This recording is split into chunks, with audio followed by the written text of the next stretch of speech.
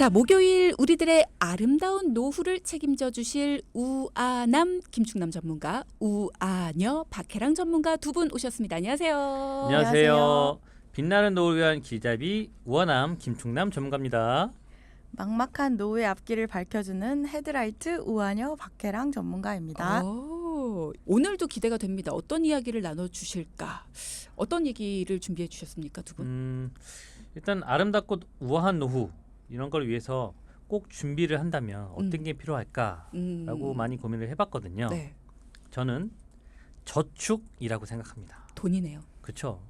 일단 저축이 기본적으로 되어야 돈이 모이고요. 네. 그렇게 모인 돈으로 집도 사고 노후도 준비할 수 있는 거죠.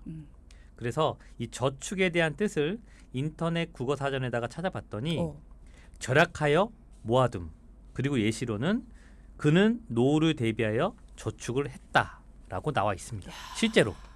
예시로 노후를 대비하여 저축을 했다 이렇게 나와 있습니까? 이 제가 말씀드린 내용이 사전에도 딱 나와 있는 건 그만큼 저축이 중요하다는 거잖아요. 그죠.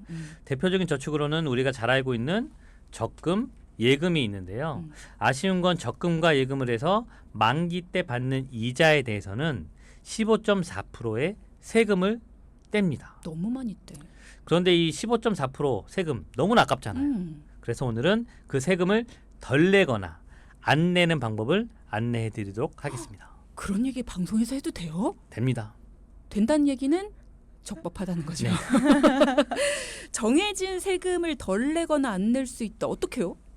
돈키호테라면 가능합니다. 잘 들어보세요. 네. 먼저 이자에 대해서 떼어가는 세금 15.4%의 구조를 알아야 하는데요.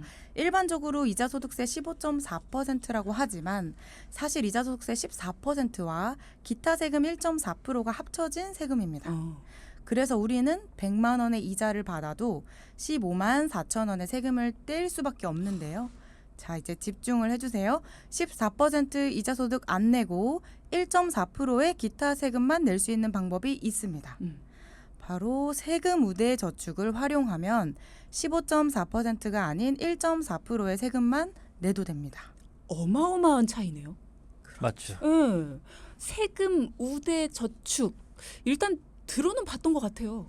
네, 들어는 보셨는데 설명을 드리면 우리가 보통 이제 은행이라고 하면 제1금융권이라고 하잖아요. 그죠. 그런데 이 세금 우대 저축은 그 제2금융권 안에서도 상호금융조합에 해당하는 몇몇 은행만 가입이 가능합니다.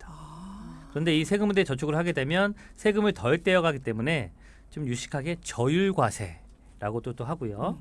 나라에서 세금 우대가 가능한 그 제2금융권을 딱 정해줬거든요. 그래서 이 정해진 상호금융조합에서 예금 또는 적금을 할 경우에는 이자에 대해서 1.4%의 세금만 떼기 때문에 이왕 저축을 할 거라면 이런 세금 우대 저축을 통해서 목돈을 만들어 보시는 것도 좋겠습니다. 사실 이자가 1만 원, 2만 원 뭐 요 정도라면은 15.4%든 1.4%든 사실 별 차이 없죠. 근데 단위가 커져요. 이자가 100만 원이다. 뭐 15만 4천 원의 세금이 아닌 14,000원의 세금만 뗀다라는 거는 어마어마한 차이고요. 이자가 여기서 더 커집니다. 그러면 이거는 와 진짜 큰 돈이거든요. 맞죠. 이게 그러면 내가 얼마를 넣을 수 있느냐, 나도 넣을 수 있느냐 많은 것들이 궁금하실 것 같아요. 조건이 있을까요? 네, 거기에는 아쉽게도 세금 우대 저축 조건이 있습니다. 한 사람당 최대 3천만 원까지 가입이 가능하고요. 여기서 3천만 원의 한도는 제2금융권 내에서도 상호금융조합의 총 합계 금액입니다. 그렇군요. 예를 들어서 한 곳에서 1,000만 원을 가입을 하면 나머지 곳에서의 가입 한도가 2천만 원으로 줄어드는 거죠. 그리고 가입 나이는 만 19세 이상의 개인이어야 하고 금융소득 종합과세 대상자에 해당이 될 경우에는 세금 우대 혜택을 받을 수 없습니다. 그게 뭐예요? 여기서 금융소득 종합과세란 연간 이자 배당 소득이 2천만 원이 넘는 분들을 말하는데요.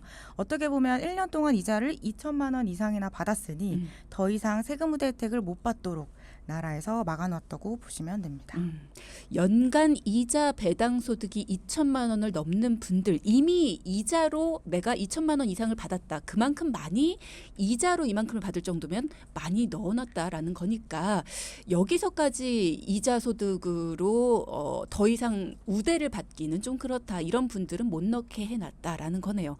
자, 3천만 원 한도라고 하니까요. 관심 있는 동키분들은 시간 될 때 꼭 가셔서 만들어 보시면 좋겠습니다.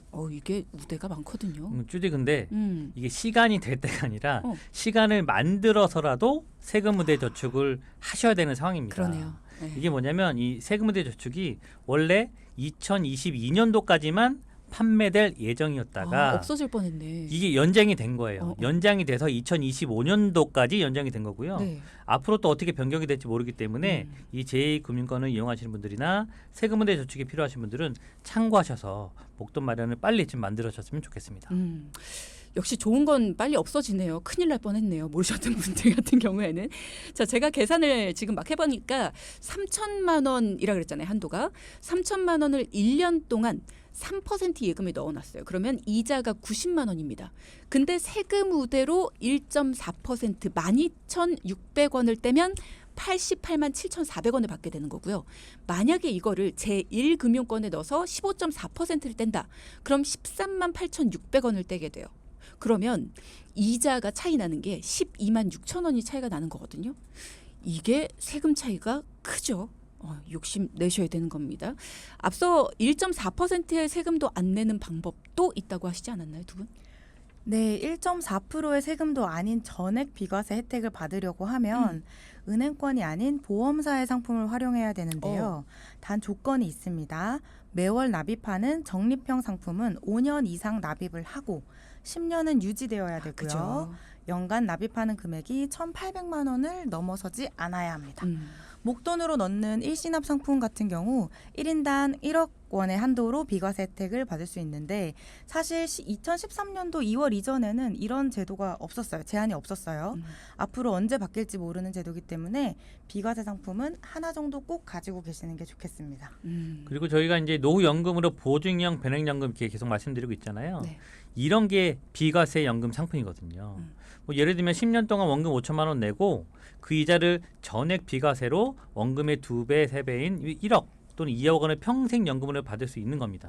당연히 세금을 한 푼도 내지 않아도 되는 비과세 혜택이 있기 때문에 가능한 일이거든요. 그래서 은행의 예금 적금보다는 보험 상품으로 연금을 준비하시는 게 좋다고 말씀드리는 이유이기도 합니다. 네.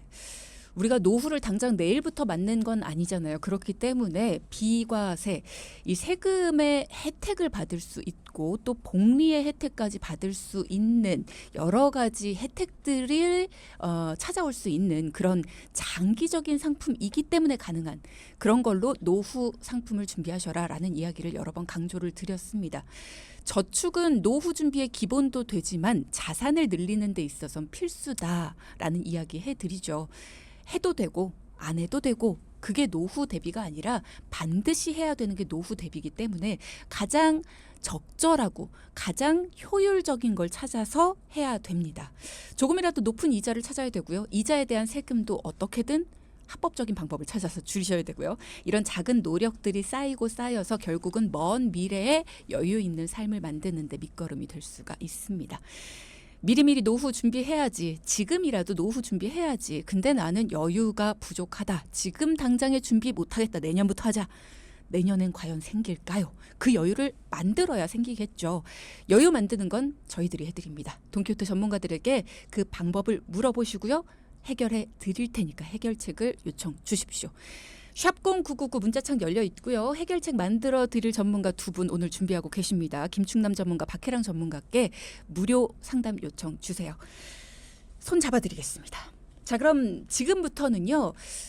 두 분을 직접 찾아와서 고민이 있습니다. 고민 해결해 주세요라고 요청 주신 분의 이야기를 들어보겠습니다. 이분은 어떤 고민을 가지고 찾아오셨는지 그리고 또 어떻게 솔루션을 듣고 모든 고민을 해결해 보셨는지도 한번 오늘 쭉 이야기 나눠보죠. 일단 사연부터 함께 하겠습니다. 안녕하세요. 저는 외동딸과 함께 살고 있는 50대 회사원입니다. 제가 일찍부터 몸이 안 좋아서 혈압약도 먹고 당뇨약도 먹고 있고요. 몸이 안 좋아서 걱정되는 마음에 보험을 하나 둘씩 가입하다 보니 보험료가 꽤나 늘었습니다. 보험료 때문에 힘들어서 얼마 전 딸아이한테 이야기했더니 딸도 너무 많다며 정리하라는데 도대체 어디서부터 정리해야 할지 모르겠네요. 제가 보험이 많아서 그런지 딸은 보험도 하나도 없고 오히려 필요 없다고 하네요. 노후도 막막한데 보험에 허덕이니 속상합니다. 제 보험도 봐주시고 20대 딸을 위한 보험도 부탁드려요.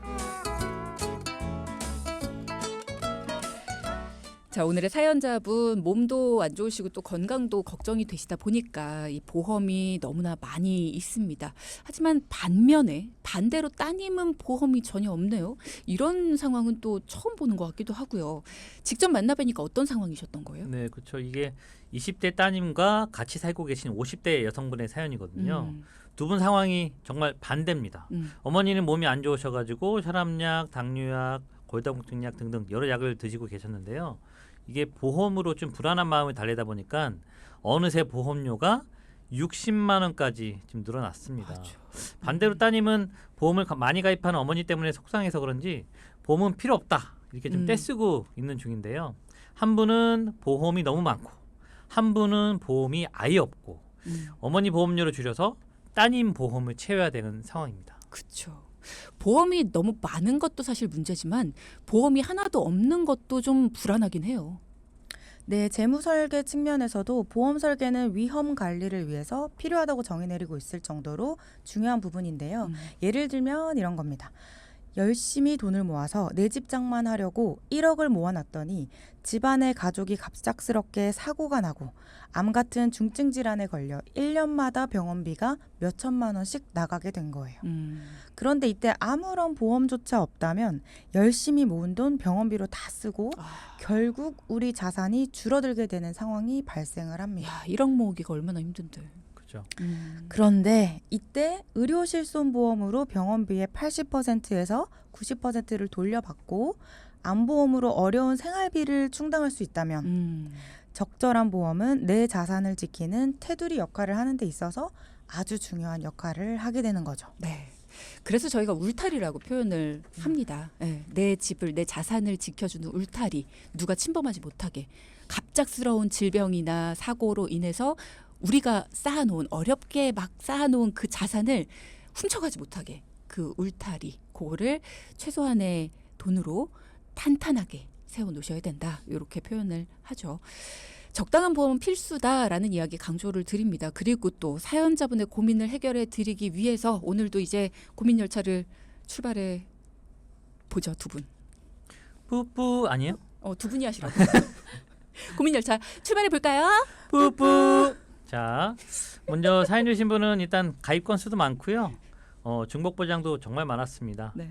당뇨약을 드시기 전에 가입했던 실비를 포함한 종합보험 외에도 건강보험, 암보험, 수술비보험, 후유장애보험, 상해보험, 간병보험, 치매보험 등등등 60만 원의 보험료를 내시고 있었거든요. 정말 많죠. 그런데 이렇게 약을 드시거나 과거에 병력이 있는 분들은 보험을 조정할 때 조금 더 많이 신중을 기해야 됩니다.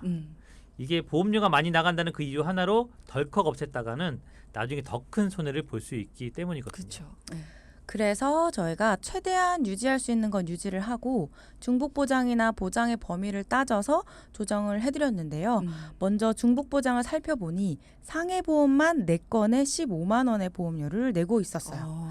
보장 내용으로는 상해 사망, 교통 사망, 상해 수술, 골절, 화상 등등 대부분의 상해 보장이 중복 보장이었습니다. 물론 중복으로 보장을 받을 수 있지만 보험료도 그만큼 중복으로 내야 하기 때문에 사연자분 상황에서 상해 보장을 중복으로 받을 이유가 있는지 한번 봤는데요.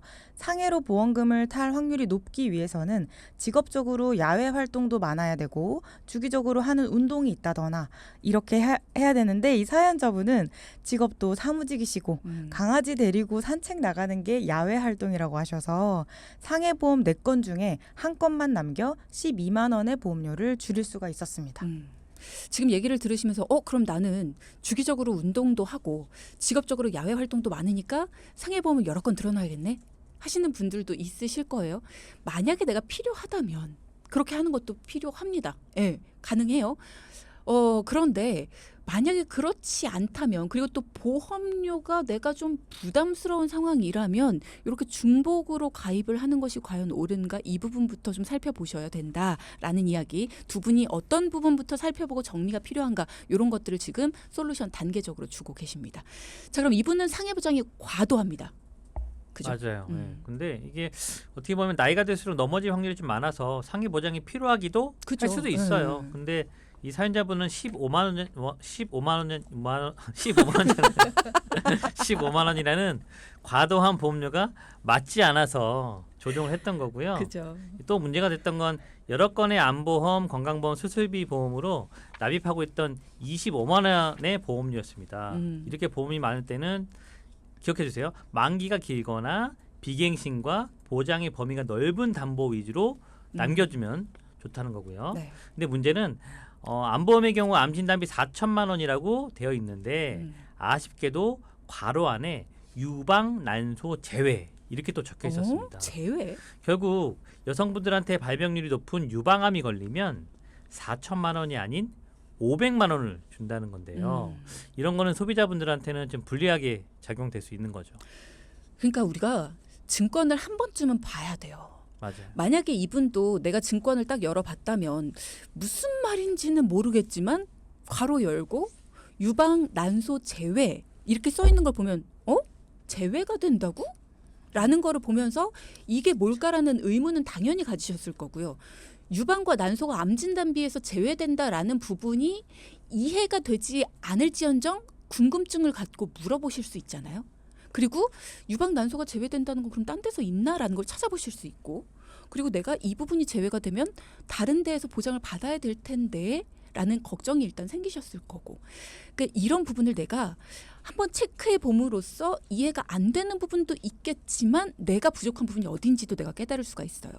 내가 증권 본다고 뭐 알겠어? 아예 제대로 돼 있겠지? 라는 생각으로 우리가 평소에 증권을 잘 안 찾아봅니다. 근데 증권이 무조건 어렵게만 돼 있진 않아요. 내가 가지고 있는 보험이 뭔지조차도 찾아보고 있지 않습니다. 하지만 그 금액이요. 매달 몇십만 원이고요.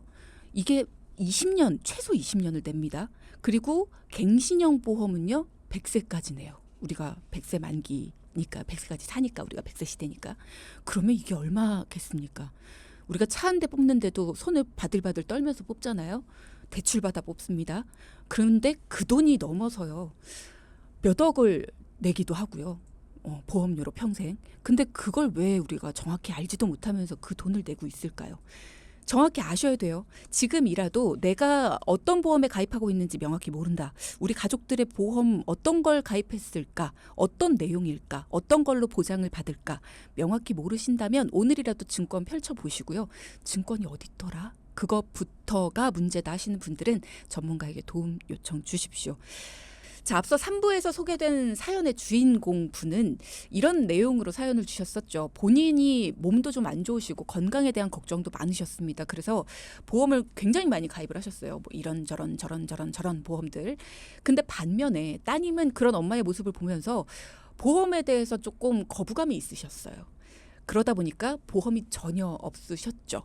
뭔가 상반된 모녀의 모습이었는데 우선은 사연자분의 보험을 살펴보니 상해 보장이 중복적으로 가입이 되어 있는 과도한 상태셨습니다. 그래서 조정을 해주셨고 두 분이 이렇게 보험이 많을 때에는 솔루션은 이렇게 주신다라고 말씀을 주셨습니다. 만기가 길거나 비갱신 그리고 보장의 범위가 넓은 보험 위주로 남겨두고 나머지를 조정하는 게 좋다. 이렇게 정리를 해주셨습니다. 여러분도 기억해 두시고요. 자, 그럼 이야기 이어가 볼까요? 박희란 전문가님. 네, 뇌나 심장 혈관에 해당하는 부분도 마찬가지로 보장의 범위가 넓을수록 유리하겠죠. 사연자분은 뇌출혈 보장만 4건을 가입을 하고 있었습니다. 뇌출혈만 4건. 그렇죠. 좁은 것만 4건이네요. 그렇죠. 뇌출혈은 뇌혈관 질환 중에 뇌혈관이 터졌을 때만 보장을 받을 수 있는데요. 뇌혈관 질환 중 뇌출혈은 전체 환자의 10% 정도밖에 안 되고 나머지 90%가 뇌혈관이 막히거나 초기 단계에서 발병률이 높은 만큼 보장의 범위가 넓은 뇌혈관 보장으로 보완을 할 필요가 있었습니다. 그죠. 우리가 건강검진이라는 걸 받으니까 당연히 초기에 발견될 가능성이 높은데 좀 아쉽네요. 자, 그럼 오늘 처음 듣는 분들을 위해서 방금 10%와 90%로 구분을 해서 말씀 주셨는데 뇌출혈 그리고 뇌혈관 요거에 대해서 나눠서 설명을 좀 들어볼까요? 네, 쉽게 좀 설명을 드리면 우리가 이제 혈관 속에 피가 잘 흘러야 이제 뇌나 심장 쪽에 흐르는 혈관에 이상이 없을 경우가 이제 경우에 정신 차려. 오늘 아파서 그래 아파서. 정신 차려. 아파서. 혈관 속에 피가 잘 흘러야 되는데 어. 이제 뇌나 심장 쪽에 흐르는 이제 혈관이 이상이 있을 경우에는 큰 문제가 생길 수도 있잖아요. 그죠, 맞아요. 그래서 뇌 혈관이 터져서 뇌 속에 출혈이 일어나는 게 뇌출혈이고요. 그리고 뇌 혈관이 막히는 걸 뇌경색이라고 합니다. 맞아요. 그래서 보험증권에는 뇌출혈이라고 적혀 있으면 뇌 혈관이 막히는 뇌경색일 때에는 보험금을 한 푼도 못 받는 일이 발생이 될 수 있기 때문에 그죠. 그래서 최소 뇌출혈과 뇌경색을 같이 보장해주는 뇌졸중이 있어야 되고요. 그리고 뇌혈관이 막히는 초기 단계에서도 보장을 받을 수 있는 폭넓은 뇌혈관 보장이 보험증권에 적혀 있어야 됩니다. 그죠. 심장 혈관 쪽으로는 흔히 알고 있는 급성심근경색보다는 보험증권의 허혈성 심장이나 최근에 나온 심혈관 보장이 적혀 있어야 보장의 범위가 넓다고 할 수 있습니다. 드라마에 보시면 보통 협심증으로 많이 쓰러지시잖아요. 그죠. 그런데 이 협심증이란 보장은 급성심근경색 특약으로는 보장을 받지 못합니다. 허혈성 심장질환 또는 심혈관 질환에서 보장을 받을 수 있거든요. 그래서 보험증권의 뇌출혈, 급성 심근경색이 아닌 뇌혈관, 심혈관이란 글자가 보여야 더 넓은 보장을 받을 수 있습니다. 네. 앞서 제가 보험 증권 살펴보십시오라는 말씀 드렸습니다. 아우 증권 봐도 난 뭔 말인지 몰라 하시는 분들은 이거라도 일단 확인해 보십시오. 내 보험 증권 펼쳐서 내 뇌와 심장은 뭘로 보장을 받고 있나? 뇌출혈, 급성 심근경색 이렇게 있으면 내가 뇌나 심장에 문제가 혹시라도 생겼을 때 10%씩밖에 보장이 안 되는 거예요. 그러니까 내가 만약에 그러니까 이렇게 설명을 드리면은 조금 어려워하시니까 만약에 내가 뇌나 심장에 문제가 생길 가능성을 100으로 봤을 때 그 중에서 10이라는 숫자 정도만 보장이 되는 보험을 갖고 있는 거예요. 나머지 네, 맞아요. 90의 질병은 보장이 안 되는 겁니다. 굉장히 좁은 보장만 갖고 있는 거예요. 초기에는 보장이 안 되는 겁니다. 그러니까 심각할 때만 보장을 받는다. 이렇게 생각을 해두시면 좋겠고요. 그러면 뇌혈관, 심혈관이 적혀 있다. 그러면 이 부분에 대해서는 오케이, 괜찮은 걸 갖고 계신 겁니다. 그죠? 맞습니다. 그래서 이제 뇌혈관, 심혈관을 폭넓게 이제 조정을 했고, 근데 암보험 같은 경우에도 넓은 보장을 좀 남겨드렸고요. 보장의 범위가 좁은 뇌출혈, 급성 심근경색 보장은 아주 저렴한 보험 한두 건에는 좀 정리를 했습니다. 그래서 25만 원의 보험료를 10만 원으로 줄여드렸고요. 네, 말씀드렸던 기존에 없던 심혈관 그리고 뇌혈관 보장으로 폭넓게 보완해 드렸습니다. 잘하셨습니다. 나머지는 간병보험과 치매보험, 후유장애 보험이었는데요. 나중에 혼자 계실 때를 대비해서 금전적으로 여유가 되시면 세 가지를 다 유지하면 좋겠지만 사연자분은 그럴 상황은 아니시거든요. 그래서 간병보험은 유지하고 치매보험은 정리를 권해드렸습니다. 간병보험과 치매보험 둘 다 가지고 계셨는데 둘 중에 하나를 선택할 때 간병보험을 선택하셨어요. 이유가 뭔가요? 네, 오늘 반복해서 나오는 게 이제 보장의 범위가 넓으면 유리하다는 거잖아요. 네. 이 치매보험은 치매라는 특별 질병이 발생을 해야 진단금을 받고요. 그걸로 간병비, 요양비를 해결을 합니다. 그런데 간병보험은 이 정해진 치매를 포함해서 어떤 질병이나 상해로 입원했을 때 간병인이 필요한 부분을 또 해결을 해주거든요. 결국 치매보험이 없이 간병보험만 있더라도 치매를 포함한 간병을 보장해 주기 때문에 둘 중 하나만 남겨둔다면 간병보험을 남겨두는 게 좋은 거죠. 치매보험의 보장 범위가 더 좁다. 치매만 된다. 근데 간병보험은 치매를 포함해서 보장이 된다. 그러네요. 마지막으로 후유장애 보험도 여러 건을 가입 중이셨는데 몇 해 전에 크게 유행을 했었어요. 질병 후유장애 보험이 여러 건으로 가입하는 게 유행이었어요. 질병으로 장애를 입으면 후유장애 퍼센테이지에 따라서 부위별 각각 진단금을 받는 건데요. 네. 예를 들어 약간의 치매에 걸리면 40%, 무릎 인공관절 수술을 하면 30% 이런 식이거든요. 물론 이런 노화로 인한 부분까지 보장을 해주기 때문에 활용도가 높아 보이기도 하는데 후유장애를 쉽게 받을 수 있는 부분은 아니기 때문에 3건 중에 한 건만 남기고 정리를 권해드렸습니다. 그렇군요. 역시 전문가님들이 정리나 조정을 해주실 때에는 합리적인 이유를 통해서 정리를 해주십니다. 네, 맞습니다. 그렇게 최대한 유리하게 유지할 것과 조정할 것을 가려내고요. 기존에 없는 부분을 폭넓게 보완했음에도 불구하고 보험료는 60만 원에서 20만 원으로 줄었습니다. 물론 이 진단금의 크기가 일부 줄어든 건 있겠지만 최대한 중복 보장을 없앤 거기 때문에 보장이 아예 사라진 건 아니고요. 무엇보다 우리 집 경제에 꽉 막혔던 돈맥 경화가 풀려서 그나마 월급날 통장에 현금이 쌓이기 시작했다는 겁니다. 물론 예를 들면 이런 거예요. 내가 넘어졌어요. 넘어져서 손이 까졌습니다. 그랬을 때 10,000원을 준대요. 좋죠. 근데 그거를 3,000원 주는 걸로 깎으신 거예요, 지금. 근데 그렇게 했을 때 나 10,000원 받고 싶은데 3,000원으로 깎았어. 그게 아쉽다라는 분들은 10,000원을 유지하는 게 맞아요. 그러나 매달 내는 돈이 나한테 저축의 여력을 안 줘요. 맞죠. 10,000원을 받기 위해서. 근데 나는 넘어질지 안 넘어질지도 확실히 몰라. 안 넘어진다는 가정 하에 우리가 살아야 되는 거잖아요. 근데 혹시 넘어질지 모르니까 10,000원이라는 보장 금액을 가지고 살았던 건데 그 10,000원을 받기 위해 매달 내는 돈이 내 저축의 여력을 없앴다면 3,000원으로 줄이고 그거 그럼 10,000원을 그냥 아예 없애는 게 낫지 않아요? 그래도 혹시 모르잖아요. 넘어질 수도 있잖아요. 그래서 이제 보험이죠. 그렇죠. 만약을 위함인데 뭐 말씀하신 대로 맞아요. 우리 집에 도둑이 언제 들어올지 모른다고 해서 평생 집 밖을 안 나갈 수는 없잖아요. 그럼요. 그러니까 만약을 위한 최소의 금액으로 보험이라는 건 준비를 해두되 너무 과하게는 들어두지 말자. 이게 오늘의 솔루션의 핵심이라고 봐야 되겠네요. 막힌 혈관을 뚫어주듯이 돈줄이 생겼습니다. 60만 원에서 20만 원으로 줄었으니까요. 매달 40만 원이라는 여윳돈이 생겼어요. 따님도 좀 궁금해요. 네, 따님은 나이가 20대셔서 청년보험으로 가능했는데요. 어머님이 따님 걱정을 하셔서 보장의 범위가 넓은 통화밤, 뇌혈관, 심혈관, 수술비 등으로 구성해서 넉넉하게 준비를 하다 보니 보험료가 14만 원 정도가 나왔어요. 네. 20대 여성치고는 보험료가 좀 과하다는 생각에서 오텐텐 상품으로 건강채 30% 할인을 통해 동일한 보장을 10만 원으로 낮춰드렸습니다. 보험료 낮추는 게 유행인가요? 네, 저희한테는 유행입니다. 아 그래요? 이게 좀 헷갈릴 수 있는데 따님처럼 병원을 안 다니고 건강하신 분들이라면 아주 좋은 소식이거든요. 이제 앞서 말씀드린 오텐텐 상품 이게 뭐냐면 일반 보험처럼 5년 이내가 아닌 10년 이내에 암 같은 중증 질환이 없고 10년 이내에 입원 수술 이력이 없으면 똑같은 보장의 보험료를 30%나 깎아주는데 안 할 이유가 없는 거죠. 그죠. 그렇고 봤더니 똑같은 보험이 14만 원에서 10만 원으로 줄어드는 효과를 또 본 겁니다. 그래서 60만 원의 보험료를 줄여서 어머니는 20만 원, 따님은 10만 원, 합쳐서 30만 원의 반값 보험료로 만들어 드렸습니다. 없던 보험도 생겼는데 따님한텐 근데 총 보험료에서 반값이 됐네요. 자, 노후도 해드려야지. 우리 목요일 노후잖아요. 우아한 노후.